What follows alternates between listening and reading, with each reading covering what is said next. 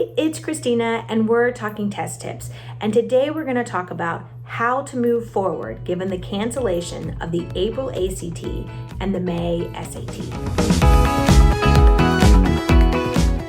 So perhaps you've heard the news of the cancellation of the April ACT and the May SAT in order to help reduce the spread of the coronavirus. And perhaps you're wondering, what should you do? Well, first, it's important to keep in mind that as of this recording, both tests will be offered in June. The SAT on June 6th and the ACT the following weekend on June 13th. Also, the SAT will be offered on August 24th.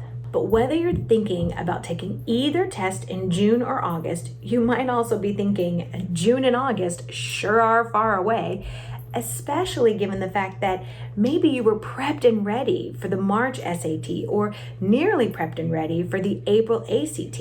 Well, fear not. If you were prepped and ready right now, then all you have to do is maintain.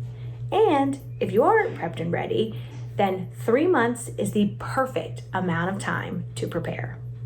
But let's go back to those of you who are all ready for an upcoming test. So let's say, for example, that you were to perform in a school play in a couple of weeks. Well, it took you a considerable amount of time and effort to memorize your lines and even more time to learn your stage blocking. Then you learn that your scheduled performance has been delayed. Well, if you revisit your script, practice your lines, even if it's in your living room, and practice when to enter and when to exit, then you'll be ready to perform when the play is rescheduled. But if instead you put your script away for 3 to 5 weeks, then when you pick it back up again, you'll be very close to starting all over again. Now, since we have about 11 weeks before the June SAT, I am not suggesting that you spend multiple hours every day prepping for the test. Instead, I'm suggesting that you thoughtfully and consciously set time aside to prepare. Maybe it's 1 hour, a couple of times a week, or maybe you notice that there are certain days of the week where you have a bit more time than others.